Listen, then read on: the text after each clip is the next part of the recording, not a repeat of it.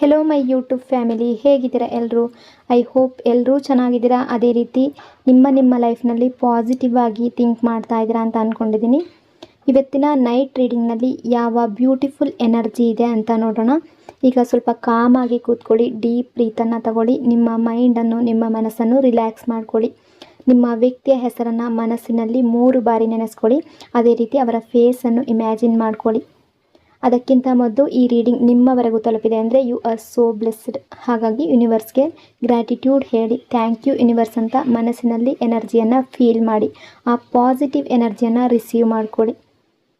Beautiful ಆಗಿರೋ energy ಬಂದಾಗ ಅದನ್ನು ನೀವು ಮನಸಾರೆ ರಿಸೀವ್ ಮಾಡ್ಕೋಬೇಕು. ನಾನು ಪಾಸಿಟಿವ್ ಆಗಿ ಕಮೆಂಟ್ ಮಾಡಿ ಅಂತ ಹೇಳ್ತಾ ಇರ್ತೀನಿ, ಬಟ್ ಅಲ್ಲಿ ಅಳೋದು, ನೋವು ಹೇಳೋದು, ಪ್ರಶ್ನೆಗಳು ಕೇಳೋದು ಅಲ್ಲ. ಯಾಕೆಂದರೆ ಈ ರೀಡಿಂಗಲ್ಲಿ ನಾವು ನೋವನ್ನು ರಿಲೀಸ್ ಮಾಡೋದಕ್ಕೆ ಅಲ್ಲ, ಪಾಸಿಟಿವ್ ಎನರ್ಜಿಯನ್ನು ರಿಸೀವ್ ಮಾಡೋದಕ್ಕೆ. ಸೊ ಬ್ಯೂಟಿಫುಲ್ ಎನರ್ಜಿ ಬಂದಾಗ ಅದನ್ನು ಪೂರ್ತಿಯಾಗಿ ರಿಸೀವ್ ಮಾಡ್ಕೊಳ್ಳಿ. ನಿಮ್ಮಿಬ್ಬರ ನಡುವಿನ ರಿಲೇಷನ್ಶಿಪ್ಪಲ್ಲಿ ನಡೆದಿರುವಂತಹ ಬ್ಯೂಟಿಫುಲ್ ಮೆಮೊರೀಸ್ನ ನೆನಪಿಸ್ಕೊಳ್ಳಿ. ಇದು ಜನರಲ್ ರೀಡಿಂಗ್ ಆಗಿರುತ್ತೆ. ಜನರಲ್ ರೀಡಿಂಗ್ ಆಗಿರೋದ್ರಿಂದ ಜನರಲ್ ರೀತಿಯಲ್ಲೇ ಇದನ್ನು ಜಡ್ಜ್ ಮಾಡಬೇಕಾಗುತ್ತೆ. ಅಂದರೆ ಎಷ್ಟು ವಿಷಯಗಳು ನಿಮಗೆ ಮ್ಯಾಚ್ ಆಗುತ್ತೋ, ಎಷ್ಟು ಎನರ್ಜೀಸ್ಗಳು ನಿಮಗೆ ಮ್ಯಾಚ್ ಆಗುತ್ತೋ ಅಷ್ಟನ್ನು ಮಾತ್ರ ರಿಸೀವ್ ಮಾಡಿಕೊಂಡು ಬಾಕಿ ಉಳಿದಿರುವ ವಿಷಯಗಳನ್ನು ನೀವು ಅಲ್ಲಿಗೆ ಬಿಡಬೇಕಾಗುತ್ತೆ. ಯಾಕೆಂದರೆ ಎಲ್ಲರ ಎನರ್ಜೀಸ್ ಕೂಡ ಸೇಮ್ ಆಗಿರೋದಿಲ್ಲ. ಈ ರೀಡಿಂಗಲ್ಲಿ ಬರುವ ಯಾವುದೇ ವಿಷಯಗಳನ್ನಾಗಲಿ ಫೋರ್ಸ್ಫುಲ್ಲಾಗಿ ನಿಮ್ಮ ಮೇಲೆ ನೀವು ಹಾಕ್ಕೊಳ್ಬಾರ್ದು. ರೀಡಿಂಗನ್ನು ನೋಡಬೇಕಾದ್ರೆ ವಿಡಿಯೋನ ಲೈಕ್ ಮಾಡ್ಕೊಳ್ಳಿ. ಅದೇ ರೀತಿ ಚಾನಲ್ನ ಸಬ್ಸ್ಕ್ರೈಬ್ ಮಾಡಿಕೊಂಡು ಕನೆಕ್ಟ್ ಆಗಿ. ಮೊದಲ ಎನರ್ಜಿ ಯಾವ ರೀತಿ ಇದೆ ನೈಟ್ ಎನರ್ಜಿ ಅಂತ ನೋಡೋದಾದರೆ, ಪ್ರೆಸೆಂಟ್ ಸಿಚುವೇಶನ್ ಪ್ರಕಾರ ಕ್ಲಾರಿಟಿಗೆ ಈ ವ್ಯಕ್ತಿಯ ಮನಸ್ಸು ಹೋಗ್ತಾ ಇದೆ. ಮತ್ತೆ ಗಿಲ್ಟ್ ಮತ್ತು ಹರ್ಟ್ ಮಾಡಬಾರ್ದು ಅನ್ನೋ ಭಯದ ಎನರ್ಜಿ. ತುಂಬ ಕಷ್ಟದ ಸ್ಟೇಜ್ನಲ್ಲಿ ಇದ್ದಾರೆ, ಒಂದು ಸಿಚುವೇಷನಲ್ಲಿ ಸಿಕ್ಕಾಕೊಂಡಿದ್ದಾರೆ. ಅವರು ನಿಮಗೆ ಕ್ಲಾರಿಟಿ ಕೊಡೋದಕ್ಕೆ ಇಷ್ಟಪಡ್ತಾ ಇದ್ದಾರೆ. ಅವ್ರು ನಿಮ್ಮನ್ನು ಯಾವುದೇ ಒಂದು ಕ್ಲಾರಿಟಿ ಕೊಡದೆ ಲೈಫ್ನಿಂದ ದೂರ ಹೋಗಿದ್ರೆ, ಅಂದರೆ ಈ ಹಿಂದೆ ಪಾಸ್ಟ್ನಲ್ಲಿ ನಿಮ್ಮ ಮನಸ್ಸಿನಲ್ಲಿ ತುಂಬ ಪ್ರಶ್ನೆಗಳು ಬರ್ತಾ ಇರ್ಬೋದು. ಅದಕ್ಕೆ ಉತ್ತರ ಕೊಡೋದಕ್ಕೆ ಈಗ ಅವರು ರೆಡಿ ಆಗ್ತಾ ಇದ್ದಾರೆ.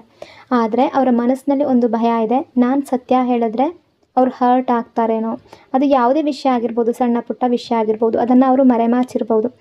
ಹಾಗಾಗಿ ಅವರು ಹೇಳೋದಕ್ಕೆ ಇಷ್ಟ ಇದೆ, ಬಟ್ ಏನು ಮಾಡೋದು ಅನ್ನೋ ಥಿಂಕ್ ಮಾಡ್ತಾ ಇದ್ದಾರೆ.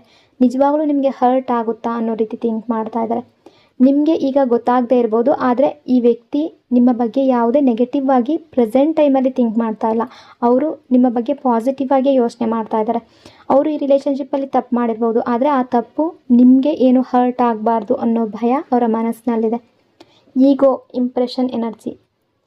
ಇಲ್ಲಿ ನಿಮ್ಮ ಪಾರ್ಟ್ನರ್ ಈಗೋ ಏನಿದೆ ಅದು ಸ್ವಲ್ಪ ಹೈ ಆಗಿದೆ. ಕೆಲವೊಬ್ಬರ ವಿಷಯದಲ್ಲಿ ನೀವು ಅವರನ್ನು ತುಂಬ ಪ್ಯಾಂಪರ್ ಮಾಡಿದ್ದೀರಾ, ತುಂಬ ಅಪ್ರಿಷಿಯೇಟ್ ಮಾಡ್ತಾ ಇದ್ರಿ. ಅವರು ಸ್ವಲ್ಪ ಅವರನ್ನು ಒಂದು ಹೀರೋ ಲೆವೆಲ್ ಮಟ್ಟಕ್ಕೆ ಅಂದ್ಕೊಳ್ತಾ ಇದ್ರು. ಆ ರೀತಿಯ ಫೀಲ್ ಅವ್ರಿಗೆ ಶುರುವಾಗಿತ್ತು. ಪಾಸ್ಟ್ ವಿಷಯ ಇದು. ಆದರೆ ಒಂದೇ ಸಮಯದಲ್ಲಿ ಅವ್ರು ನಿಮ್ಮ ಬಗ್ಗೆ ಮೊದಲಿಗೆ ತಪ್ಪಾಗಿ ಅರ್ಥ ಮಾಡಿಕೊಂಡ್ರು. ನೀವು ಈಗಾಗಲೇ ಈಗೋಸ್ಟಿಕ್ ಆಗಿರ್ಬೋದು ಅಂತ ಅವರು ಭಾವಿಸಿದರು. ಆದರೆ ನೀವು ಅಂಥವ್ರಲ್ಲ ಅಂತ ಅವರಿಗೆ ತುಂಬ ಟೈಮ್ ಆದಮೇಲೆ ಗೊತ್ತಾಯಿತು. ನೀವು ತುಂಬ ಹಂಬಲ್, ತುಂಬ ಸ್ವೀಟ್ ಪರ್ಸನ್ ಅಂತ ಅವರು ಅರ್ಥ ಮಾಡಿಕೊಂಡ್ರು. ನೀವು ಅವರಿಗೆ ತುಂಬ ಈಗೋನ ಬೂಸ್ಟ್ ಮಾಡಿದ್ದೀರಾ. ಅಂದರೆ ಅವರನ್ನು ಅಷ್ಟು ಪ್ರೀತಿ ಕೊಟ್ಟಿದ್ದೀರಾ. ಅಷ್ಟು ಹೈ ಲೆವೆಲಲ್ಲಿ ನೀವು ಅವರನ್ನು ಇಟ್ಟಾಗ ಅವರು ಏನು ಅಂದ್ಕೊಂಡ್ರು ಅಂದರೆ ಒಬ್ಬ ಹೀರೋ ಥರ ಅವರು ಅಂದ್ಕೊಳ್ಳೋದಕ್ಕೆ ಶುರು ಮಾಡಿದ್ರು. ನಾನು ಎಲ್ಲದರಲ್ಲಿ ಹೈ ಇದ್ದೀನಿ ಅನ್ನೋ ಈಗೋ ಬೆಳೀತಾ ಹೋಯಿತು. ಬಟ್ ಅವರು ನಿಮ್ಮನ್ನು ಯಾವ ರೀತಿ ತಪ್ಪಾಗಿ ಅರ್ಥ ಮಾಡಿಕೊಂಡ್ರು ಅಂದರೆ ನಿಮಗೆ ಈಗೋ ಇದೆ, ನಿಮಗೆ ಆ್ಯಟಿಟ್ಯೂಡ್ ಇದೆ, ಆ ರೀತಿ ಅವರು ಅಂದ್ಕೊಂಡ್ರು. ಪಾಸ್ಟ್ ರಿಲೇಷನ್ಶಿಪ್ಪಲ್ಲಿ ಈ ರೀತಿ ಆಗಿರುವ ಸಾಧ್ಯತೆ ಇದೆ. ಬಟ್ ಈಗ ಅವರ ಈಗೋ ಏನಿದೆ ಅದು ಕಡಿಮೆ ಆಗ್ತಾ ಇದೆ. No contact situation. ಇಲ್ಲಿ ತಪ್ಪು ಮಾತುಗಳಾಗಿರ್ಬೋದು, ಜಗಳ, ರಿಗ್ರೆಟ್ ಫೀಲ್ ಇದೆ. ನಿಮ್ಮಿಬ್ಬರ ಮಧ್ಯೆ ಈಗಾಗಲೇ ಜಗಳ ಅಥವಾ ಮಿಸ್ಅಂಡರ್ಸ್ಟ್ಯಾಂಡಿಂಗ್ ಯಾವುದಾದ್ರೂ ಬಂದಿದ್ದರೆ, ನೋ ಕಾಂಟ್ಯಾಕ್ಟ್ ಸಿಚುವೇಶನ್ ಬಂದಿದ್ದರೆ, ಆ ಜಗಳದಲ್ಲಿ, ಆ ಫೈಟಲ್ಲಿ ಅವರು ಕೆಲವೊಂದು ತಪ್ಪು ಮಾತುಗಳನ್ನ ಹೇಳಿರ್ಬೋದು. ನಂತರ ಅದು ಅವರಿಗೆ ತಪ್ಪು ಅಂತ ಗೊತ್ತಾಗಿದೆ. ಅವರು ಮನಸ್ಸಿನ ಒಳಗಡೆಯಿಂದ ತುಂಬ ಡಿಸಪಾಯಿಂಟ್ ಆಗಿದ್ದಾರೆ. ಅವರು ಹೊರಗಡೆ ಯಾವುದೇ ರೀತಿ ಬಿಹೇವ್ ಮಾಡ್ತಾ ಇರ್ಬೋದು, ಆದರೆ ಮನಸ್ಸಿನ ಒಳಗಡೆಯಿಂದ ತುಂಬ ಸಾಫ್ಟ್ ಥಿಂಕ್ ಮಾಡ್ತಾ ಇದ್ದಾರೆ. ಒಬ್ಬರೇ ಇದ್ದಾಗ ತುಂಬ ಯೋಚನೆ ಮಾಡ್ತಾ ಇದ್ದಾರೆ. ಕೆಲವೊಂದು ಸಲ ತುಂಬ ಪೇಯ್ನ್ ಆಗ್ತಾ ಇದೆ ಮನಸ್ಸಿಗೆ. Missing energy. ನಿಮ್ಮ ಬಗ್ಗೆ ತುಂಬ ಯೋಚನೆ. ಆ ವ್ಯಕ್ತಿ ನಿಮ್ಮನ್ನು ತುಂಬ ಮಿಸ್ ಮಾಡ್ತಾ ಇದ್ದಾರೆ. ನಿಮ್ಮ ಬಗ್ಗೆ ಪ್ರತಿದಿನ ಯೋಚನೆ ಮಾಡ್ತಾ ಇದ್ದಾರೆ. ನಿಮ್ಮ ಬಗ್ಗೆ ಅವರ ಮನಸ್ಸಿನಲ್ಲಿ ತುಂಬ ಥಿಂಕಿಂಗ್ ಇದೆ. ಅವ್ರು ತಿಳ್ಕೊಂಡಿದ್ದಾರೆ ನಿಮ್ಮ ಜೊತೆ ಫೇರ್ ಆಗಿ ಇವ್ರು ನಡ್ಕೊಳ್ಳಿಲ್ಲ ಅಂತ ಥಿಂಕ್ ಮಾಡ್ತಾ ಇದ್ದಾರೆ. ನಿಮಗೆ ಬೇಕಾದ ಲವ್, ಕಮಿಟ್ಮೆಂಟ್, ಸ್ಟೆಬಿಲಿಟಿ ಎಲ್ಲ ಅವರು ಕೊಡದೆ ಹೋಗಿರ್ಬೋದು. ಈಗ ಅವ್ರಿಗೆ ಅನ್ನಿಸ್ತಾ ಇದೆ, ನಾನು ಅವ್ರಿಗೆ ಬೇಕಾದ ಪ್ರೀತಿಯನ್ನು ಕೊಡಲಿಲ್ಲ, ಅವರಿಗೆ ಕಮಿಟ್ಮೆಂಟನ್ನು ಕೊಡಲಿಲ್ಲ, ಸರಿಯಾದ ಟೈಮ್ ಕೊಡಲಿಲ್ಲ ಅನ್ನೋದು ಈಗ ಗೊತ್ತಾಗ್ತಾ ಇದೆ. ಅವರು ಮತ್ತೆ ನಿಮ್ಮನ್ನು ಸರಿಯಾಗಿ ಈ ರಿಲೇಷನ್ಶಿಪ್ಪಲ್ಲಿ ಟ್ರೀಟ್ ಮಾಡಬೇಕು ಅಂತ ಯೋಚನೆ ಮಾಡ್ತಾ ಇದ್ದಾರೆ. Fake ignore, mind game energy. Ignore ಮಾಡೋದು ಪವರ್ಫುಲ್, ಮೈಂಡ್ ಗೇಮ್, ಮಿಸ್ಅಂಡರ್ಸ್ಟ್ಯಾಂಡಿಂಗ್. ಅವ್ರು ನಿಮ್ಮನ್ನು ಕೆಲವೊಂದು ಸಲ ಇಗ್ನೋರ್ ಮಾಡಿದ್ದಾರೆ, ಆದರೆ ಅದು ಪ್ಲ್ಯಾನ್ ಮಾಡದೆ ಮಾಡಿರಬಹುದು ನಿಮ್ಮ ರಿಯಾಕ್ಷನ್ ನೋಡೋದಕ್ಕೆ. ನೀವು ಕೂಡ ಮೈಂಡ್ ಗೇಮ್ ಆಡ್ತೀರಾ ಅಂತ ನಿಮ್ಮನ್ನು ಚೆಕ್ ಮಾಡೋದಕ್ಕೆ ಮಾಡಿರ್ಬೋದು. ಅಂದರೆ ಇಬ್ಬರು ಒಂದೇ ರೀತಿ ನಡ್ಕೊಳ್ತಿದ್ದಾರೆ ಅಂತ ಅವರಿಗೆ ಅನಿಸಿರ್ಬೋದು, ಆದರೆ ನಿಜವಾಗ್ಲೂ ಇಬ್ಬರೂ ತಪ್ಪಾಗಿ ಅರ್ಥ ಮಾಡ್ಕೊಂಡಿದ್ದೀರಾ ಅನ್ನೋ ಎನರ್ಜಿ ಇದೆ. ನೀವು ಅಂದ್ಕೊಂಡಿದ್ದೀರಾ ಇವ್ರು ಮೈಂಡ್ ಗೇಮ್ ಆಡ್ತಾರೆ ಅಂತ, ಅವರು ಕೂಡ ಅಂದ್ಕೊಂಡಿದ್ರು ನೀವು ಮೈಂಡ್ ಗೇಮ್ ಆಡ್ತೀರಾ ಅಂತ, ಅಥವಾ ನೀವು ಈಗೋ ತೋರಿಸ್ತೀರಾ ಅಂತ. ಬಟ್ ನೀವು ಇವರ ಈಗೋವನ್ನು ಬೂಸ್ಟ್ ಮಾಡಿದ್ರಿ. Love reunion, second chance energy. Reunion, ಈ ವ್ಯಕ್ತಿಗೆ ಅಂದ್ಕೊಳ್ತಿದ್ದಾರೆ ಅವ್ರು ನಿಮ್ಮ ಜೊತೆ ಈ ಒಂದು ಅವಕಾಶ ಬೇಕು ಈ ರಿಲೇಷನ್ಶಿಪ್ಪಲ್ಲಿ ಅಂತ ಇಷ್ಟಪಡ್ತಾ ಇದ್ದಾರೆ. ಅವರನ್ನ ಬದಲಾಯಿಸ್ಕೊಳ್ಳೋದಕ್ಕೆ, ನಿಮ್ಮ ಜೊತೆ ಹೊಸದಾಗಿ ರಿಲೇಷನ್ಶಿಪ್ ಸ್ಟಾರ್ಟ್ ಮಾಡೋದಕ್ಕೆ. ನಿಮ್ಮನ್ನು ಕಳ್ಕೊಳ್ಳೋದು ಅವರಿಗೆ ತುಂಬ ಭಯ ಅನ್ನಿಸ್ತಾ ಇದೆ. ನೀವಿಲ್ಲದೆ ಅವರ ಲೈಫ್ನಲ್ಲಿ ಒಂದು ಹ್ಯಾಪಿನೆಸ್ ಇಲ್ಲ, ಖುಷಿ ಅನ್ನೋದು ಇಲ್ಲ ಅನ್ನೋದು ಅವ್ರಿಗೆ ಗೊತ್ತಾಗ್ತಾ ಇದೆ. ಈಗ ಅವರು ಅವರನ್ನು ಚೇಂಜ್ ಮಾಡ್ಕೊಳ್ಳೋದಕ್ಕೆ ಟ್ರೈ ಮಾಡ್ತಾ ಇದ್ದಾರೆ. ಹಳೆಯ ತಪ್ಪುಗಳನ್ನು ಸರಿ ಮಾಡಬೇಕು ಅನ್ನೋ ಮನಸ್ಸು ಅವರಲ್ಲಿದೆ. ನಿಮ್ಮ ಜೊತೆ ಮತ್ತೆ ರಿಲೇಷನ್ಶಿಪ್ಪಲ್ಲಿ ಕಂಟಿನ್ಯೂ ಮಾಡಬೇಕು ಅನ್ನೋ ಫೀಲ್ ಇದೆ. ಬಟ್ ಅವರಿಗೆ ಒಂದು ಭಯ ಕೂಡ ಇದೆ. ಏನು ಮಾಡೋದು, ಯಾವ ರೀತಿ ಮುಂದೆ ಹೋಗೋದು ಅನ್ನೋದು ಅವ್ರಿಗೆ ಸರಿಯಾಗಿ ಅರ್ಥ ಆಗ್ತಾ ಇಲ್ಲ, ಬಟ್ ರಿಯಲೈಸ್ ಆಗ್ತಾ ಇದೆ. ಟ್ರೂ ಲವ್ ಎನರ್ಜಿ ಇದೆ. ನಿಮಗಾಗಿ ತುಂಬ ಡೀಪಾಗಿ ಯೋಚನೆ ಮಾಡ್ತಾ ಇದ್ದಾರೆ. ನೈಟ್ ಟೈಮ್ನಲ್ಲಿ ಅವರ ಮನಸ್ಸಿನಲ್ಲಿ ನೀವು ಬರ್ತಾ ಇದ್ದೀರಾ. ಕೆಲವೊಂದು ಸಲ ಅವರು ನಿಮ್ಮ ಬಗ್ಗೆ ತುಂಬ ನೆನಪು ಮಾಡೋದು, ಅಥವಾ ನಿಮ್ಮ ಬಗ್ಗೆ ಸಾಂಗ್ ಕೇಳೋದು, ಅಥವಾ ಮನಸ್ಸಿನಲ್ಲಿ ತುಂಬ ಕನಸುಗಳನ್ನು ಕಟ್ಟೋದು, ಈ ರೀತಿಯ ಯೋಚನೆಗಳು ಅವರ ಮನಸ್ಸಿನಲ್ಲಿ ಬರ್ತಾ ಇರುತ್ತೆ.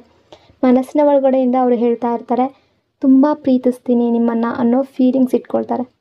ಬಟ್ ಅವರಿಗೆ ನಿಮ್ಮ ಜೊತೆ ಮಾತಾಡಬೇಕು, ಕಾಲ್ ಮಾಡಬೇಕು ಅನ್ನೋ ಆಸೆ ಕೂಡ ಇದೆ.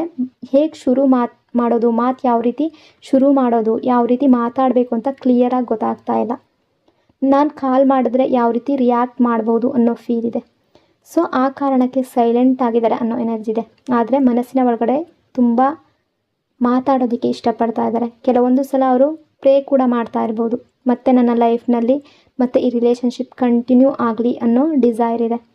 ಅಂದರೆ ಅವರ ಪ್ರೀತಿ ನಿಜವಾಗಿದೆ, ಆದರೆ ಎಕ್ಸ್ಪ್ರೆಸ್ ಮಾಡೋದಕ್ಕೆ ಸ್ಟ್ರಗಲ್ ಮಾಡ್ತಾ ಇದ್ದಾರೆ. ಅವರು ನಿಮ್ಮನ್ನು ಮಿಸ್ ಮಾಡ್ತಾ ಇದ್ದಾರೆ. ಅವರು ಮಾಡಿದ ತಪ್ಪಿಗೆ ಈಗ ಪಶ್ಚಾತ್ತಾಪ ಇದೆ. ಪ್ರೆಸೆಂಟ್ ಎನರ್ಜಿ ಪ್ರಕಾರ ಅವರು ಮತ್ತೆ ನಿಮ್ಮ ಕಡೆಗೆ ಬರೋದಕ್ಕೆ ಥಿಂಕ್ ಮಾಡ್ತಾ ಇದ್ದಾರೆ. ಆದರೆ ಈಗೋ, ಟೈಮಿಂಗ್ ಮತ್ತು ಫಿಯರ್ ಅವರನ್ನು ಸ್ಟಕ್ ಮಾಡ್ತಾ ಇದೆ. ಮನಸ್ಸು ಬರ್ತಾ ಇದೆ, ಆದರೆ ಧೈರ್ಯ ಇನ್ನೂ ಸಂಪೂರ್ಣವಾಗಿ ಆಗಿಲ್ಲ. ಸ್ಟಕ್ಕಾಗಿ ನಿಂತಿದೆ ಒಂದು ಕಡೆ ಅನ್ನೋ ಎನರ್ಜಿ ಇದೆ. ನಿಮ್ಮ ಬಗ್ಗೆ ಯೋಚನೆ ಮಾಡ್ತಾ ಇದ್ದಾರೆ. ಯಾವ ರೀತಿ ಮುಂದೆ ಹೋಗೋದು ಅನ್ನೋದು ಅವ್ರಿಗೆ ಗೊತ್ತಾಗ್ತಾ ಇಲ್ಲ, ಬಟ್ ಮಿಸ್ ಮಾಡ್ತಾ ಇದ್ದಾರೆ. ಅವ್ರಿಗೆ ತುಂಬ ಡೀಪಾಗಿ ನಿಮ್ಮ ಮೇಲೆ ಪ್ರೀತಿ ಇದೆ ಅನ್ನೋ ಎನರ್ಜಿ ಇದೆ. ಸೊ ಈ ರೀಡಿಂಗ್ ನಿಮಗೆ ಇಷ್ಟ ಆಗಿದೆ ಅಂದ್ಕೊಂಡಿದ್ದೀನಿ. ಇಷ್ಟ ಆಗಿದ್ರೆ ಪಾಸಿಟಿವ್ ಆಗಿ ಕಮೆಂಟ್ ಮಾಡಿ. ನಿಮ್ಮ ಲವ್ ರಿಲೇಷನ್ಶಿಪ್ನ ಎಲ್ಲ ಕನಸುಗಳು, ಪಾಸಿಟಿವ್ ವಿಷಸ್ಗಳು ಆದಷ್ಟು ಬೇಗ ನಿಮ್ಮ ರಿಯಾಲಿಟಿಗೆ ಬರಲಿ ಅಂತ ಬ್ಲೆಸ್ ಮಾಡ್ತಾ ಮುಂದಿನ ರೀಡಿಂಗಲ್ಲಿ ಮತ್ತೆ ಸಿಗ್ತೀನಿ. ಅಲ್ಲಿವರೆಗೂ ನಿಮ್ಮೆಲ್ಲರ ಪ್ರೀತಿಗೆ, ನಿಮ್ಮ ಸಪೋರ್ಟ್ಗೆ lots and lots of love. ನಿಮ್ಮ ಪ್ರೀತಿ ಸದಾ ಹೀಗೆ ಇರಲಿ. Thank you so much. God bless you all.